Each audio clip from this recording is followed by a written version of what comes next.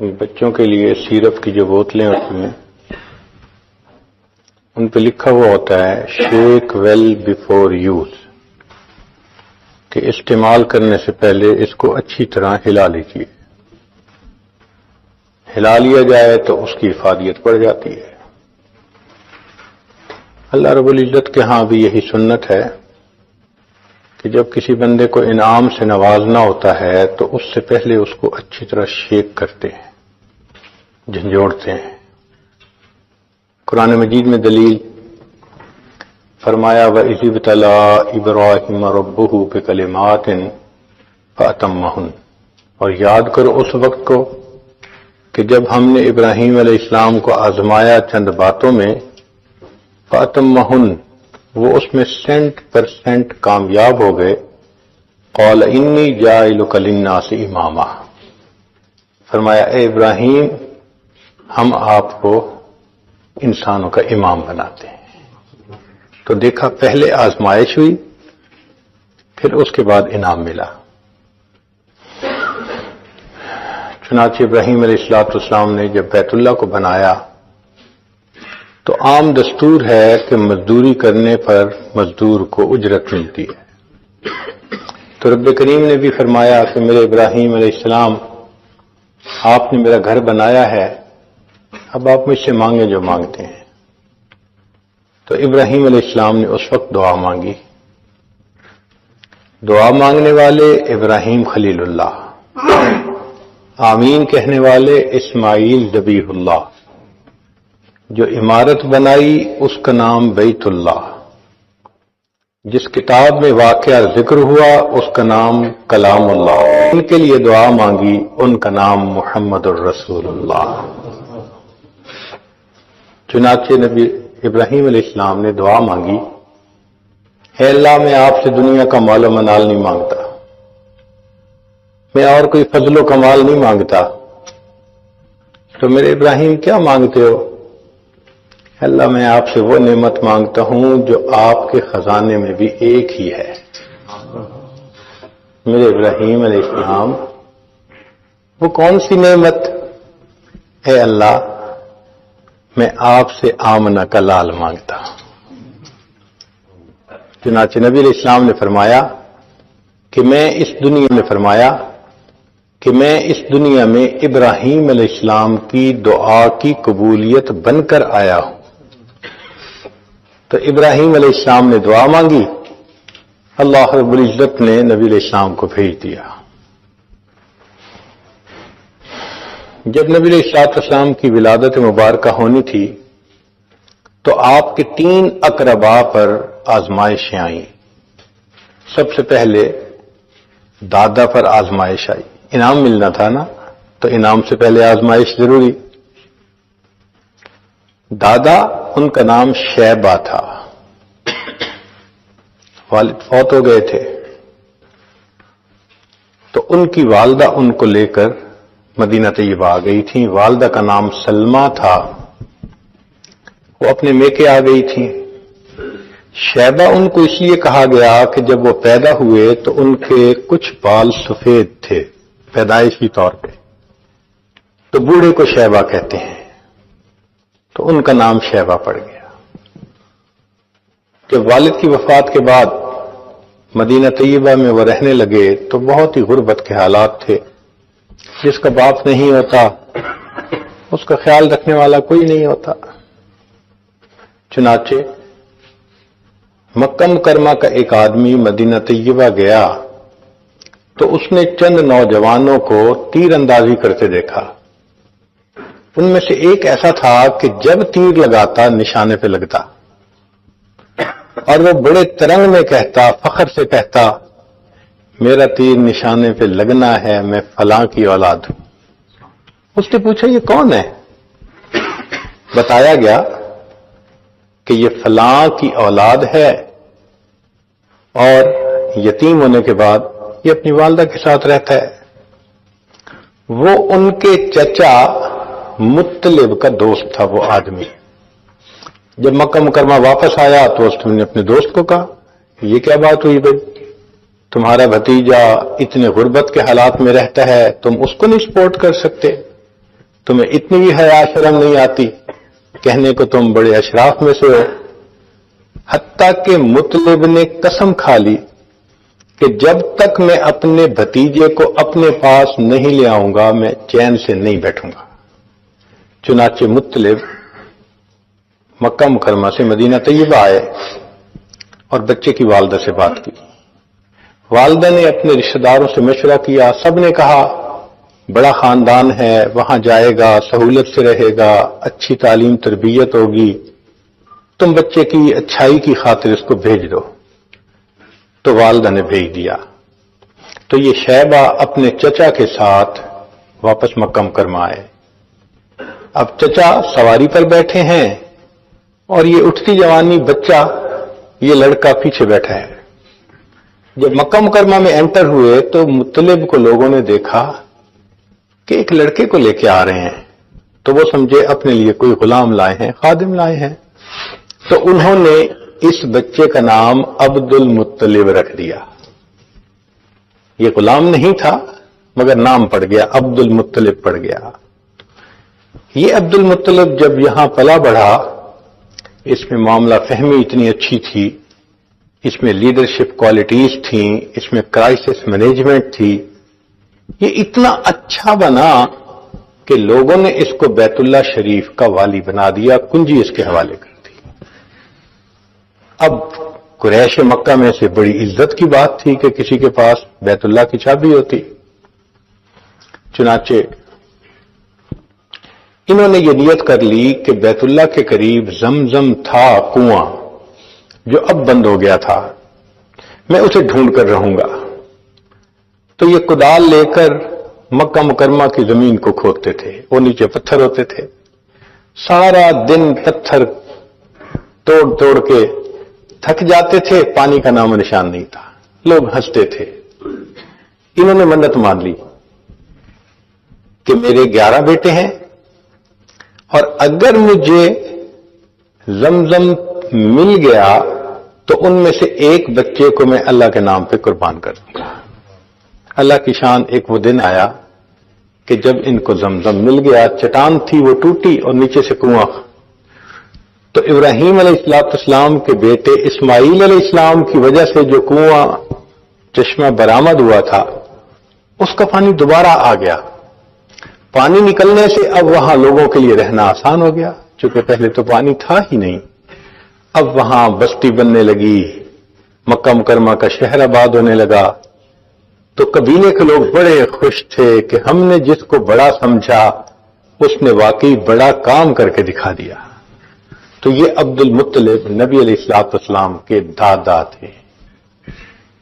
اب لوگوں نے کہا کہ آپ نے تو قسم اٹھائی ہوئی ہے کہ ایک بچے کو آپ اللہ کے نام پہ قربان کریں گے۔ انہوں نے کہا، چنانچہ انہوں نے سب بچوں کے نام لکھے، قرہ ڈالا، قرہ عبداللہ کے نام نکلا۔ ان کا ایک بیٹا عبداللہ کے نام سے تھا، عبد المطلب کا۔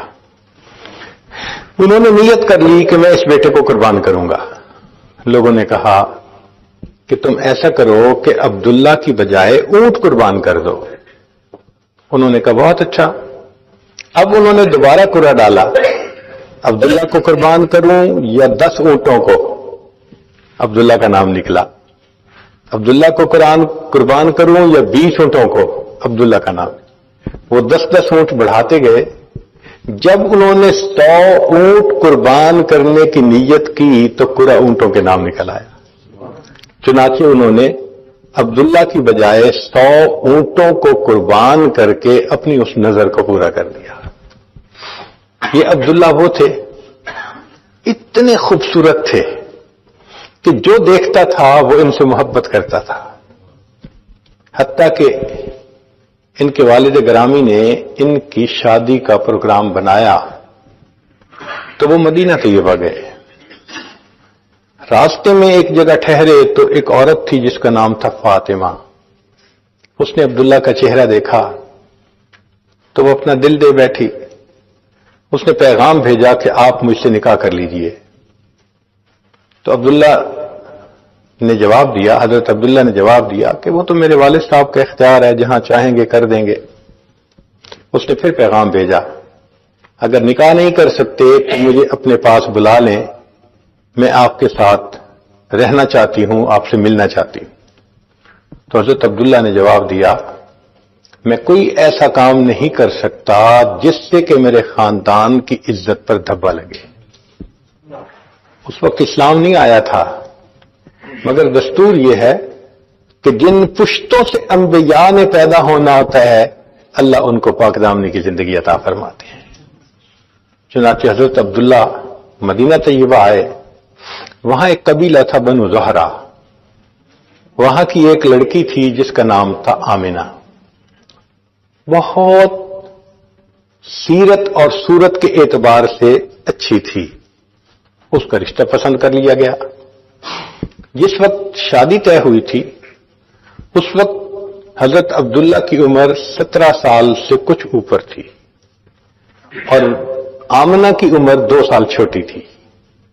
شادی ہو گئی۔ شادی ہونے کے بعد اللہ کی شان کے آمنہ امید سے ہو گئی۔ اب ابتدائی مہینے تھے، ایک قافلہ شام کی طرف جا رہا تھا، تجارتی قافلہ۔ تو حضرت عبداللہ کو مشورہ دیا سب نے، نوجوان ہیں، آپ بھی تجارتی قافلے کے ساتھ جائیں، کچھ مال لائیں، پروفٹ ہوگا تو اچھا ہوگا۔ تو حضرت عبداللہ نے بھی جانے کا ارادہ کر لیا۔ اب شادی کے ابتدائی مہینوں میں میاں بیوی کی یہ جدائی یہ دلوں کے اوپر بہت بوجھ تھی۔ چنانچہ جب حضرت عبداللہ نے جانا تھا تو بی بی آمنہ بہت اداس تھی۔ جب ان کو چھوڑنے کے لیے دروازے تک آئیں تو حضرت عبداللہ نے ان کا دل رکھنے کے لیے کہا، میں تجارتی سفر پہ جا رہا ہوں آمنہ، جب کچھ عرصے کے بعد میں لوٹ کے آؤں گا تو تم دروازے پہ اسی طرح آ کے میرے استقبال کے لیے کھڑے ہونا۔ بی بی آمنہ نے وعدہ کر لیا، آپ آئیں گے میں دروازے پہ آپ کا استقبال کروں گی۔ یہ کہہ کے حضرت عبداللہ چلے گئے۔ اللہ کی شان کے شام سے وہ تجارتی قافلہ سامان تجارت لے کر آیا۔ جب واپسی راستے میں آ رہا تھا تو حضرت عبداللہ کو بخار ہو گیا۔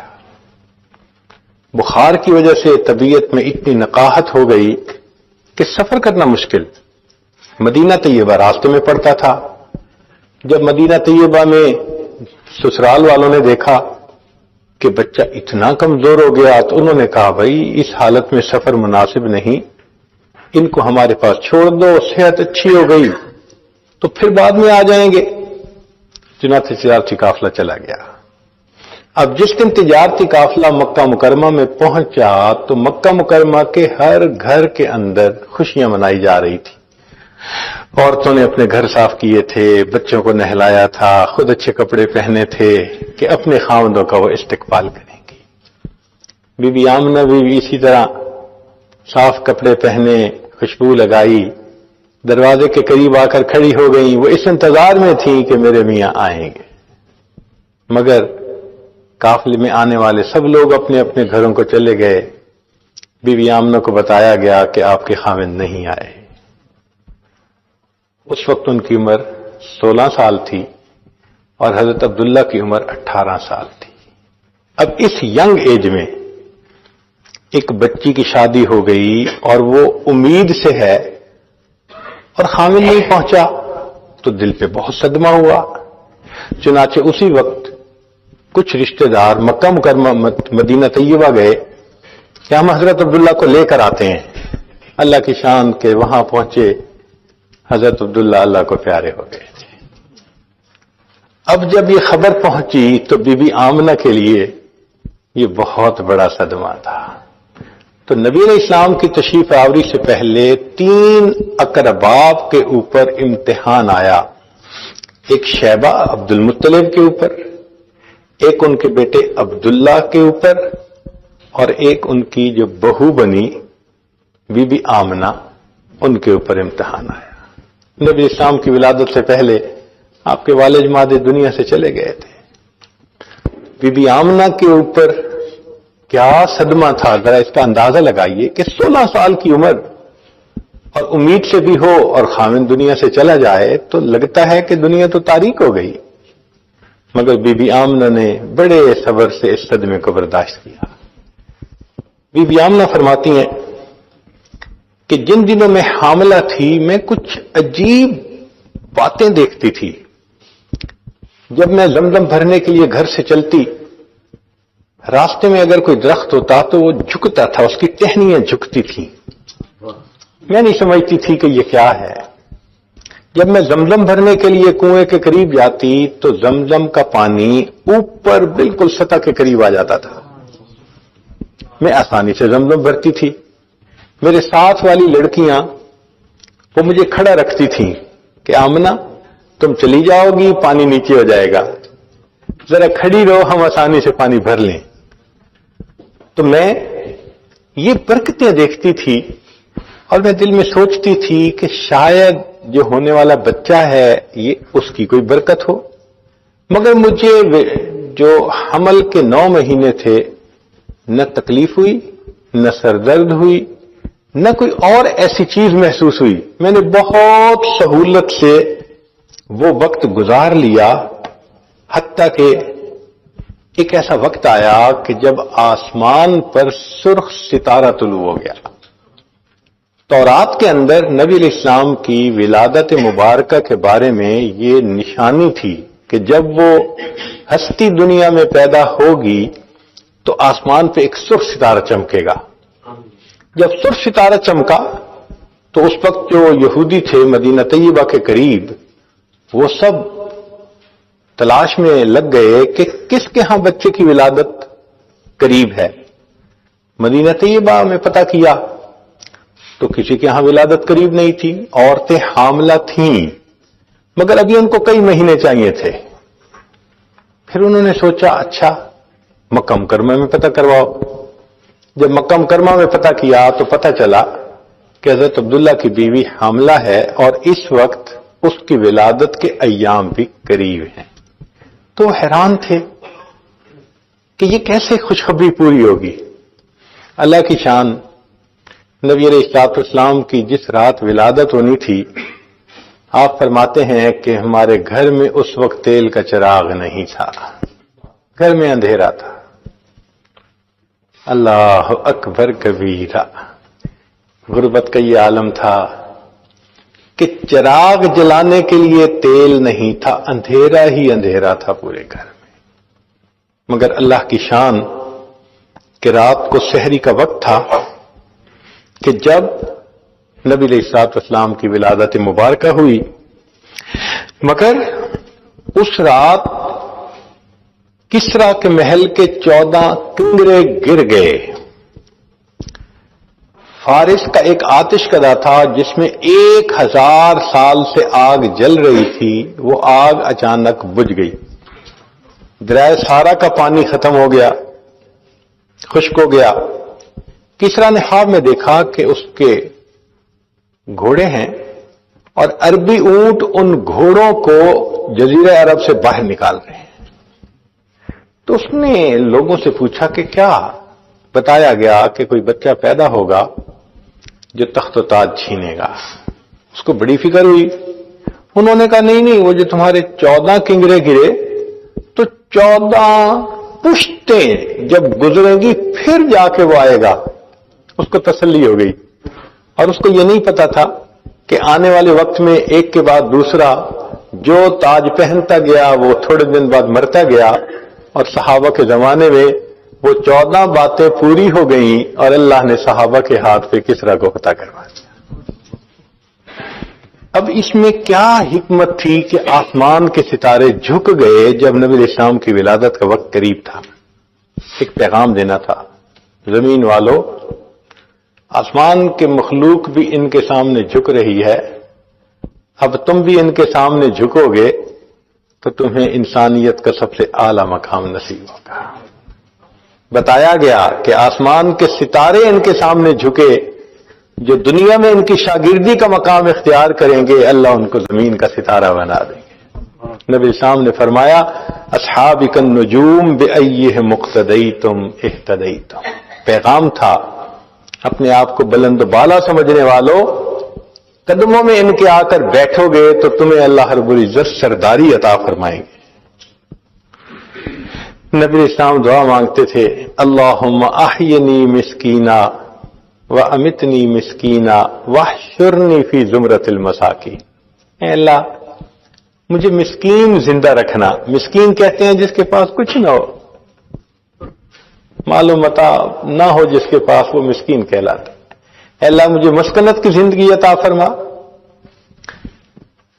اور موت بھی مسکنت کی عطا فرما، اور اللہ قیامت کے دن مسکینوں کے ساتھ میرا حشر فرما۔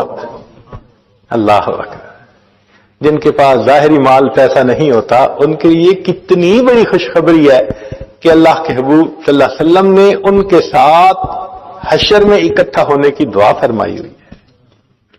چنانچہ نبی علیہ الصلوۃ والسلام کی ولادت سے 3 ماہ پہلے حضرت عبداللہ فوت ہو گئے تھے، یعنی 6واں مہینہ تھا۔ پھر نبی علیہ الصلوۃ والسلام کی ولادت ہوئی۔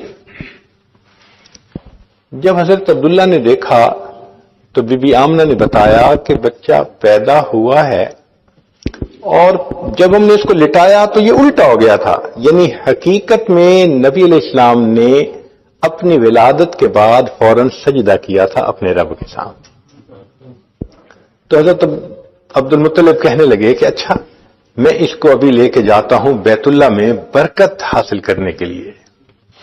عبد المطلب کو معلوم نہیں تھا کہ یہ تو رحمت للعالمین ہے، جو ہستی پورے جہانوں کے لیے رحمت بن کے دنیا میں تشریف لائے ہیں۔ چنانچہ عبد المطلب بچے کو لے کر بیت اللہ تشریف لے گئے۔ راستے میں کسی نے پوچھا کون ہے؟ بچہ ہوا میرے بیٹے کے ہاں۔ اس نے دیکھا، اس نے کہا بڑا پیارا ہے، بڑا خوبصورت ہے، بڑا پیارا ہے۔ جتنے لوگوں نے دیکھا سب نے محبت کی۔ چنانچہ جب عبد المطلب واپس آئے، کہنے لگے آمنہ میں نے اس بچے کا نام سلیکٹ کر لیا۔ کون سا نام؟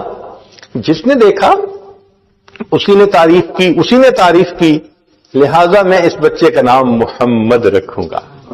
محمد کا لفظی معنی کہ جس کی اتنی تعریف کی جائے کہ کائنات میں اتنی تعریف کسی دوسرے کی نہ ہوئی ہو، وہ محمد کہلاتے ہیں۔ اللہ اکبر کبیرہ۔ چنانچہ حضرت عبد المطلب نے نام محمد رکھا۔ کہنے والے نے کہا خلیل اللہ نے جس کے لیے حق سے دعائیں کی، ذبیح اللہ نے وقت ذبح جس کی التجائیں کی، جو بن کر روشنی پھر دیدہ یعقوب میں آیا، جسے یوسف نے اپنے حسن کے نئے رنگ میں پایا، کلیم اللہ کا دل روشن ہوا جس ذوق شانی سے، وہ جس کی آرزو بڑھکی جواب لن ترانی سے، وہ جس کے نام سے داؤد نے نغمہ سرائی کی، وہ جس کی یاد میں شاہ سلیمان نے گدائی کی، دل یحییٰ میں ارماں رہ گئے جس کی زیارت کے، لب عیسیٰ پہ آئے واز جس کی شان رحمت کے، وہ دن آیا کہ پورے ہو گئے تورات کے وعدے، خدا نے آج پورے کر دیے ہر بات کے وعدے، مبارک ہو کہ ختم المرسلین تشریف لے آئے، جناب رحمت للعالمین تشریف لے آئے۔ نبی علیہ السلام کی ولادت مبارکہ ہوئی اور رحمت للعالمین اس دنیا میں تشریف لے آئے۔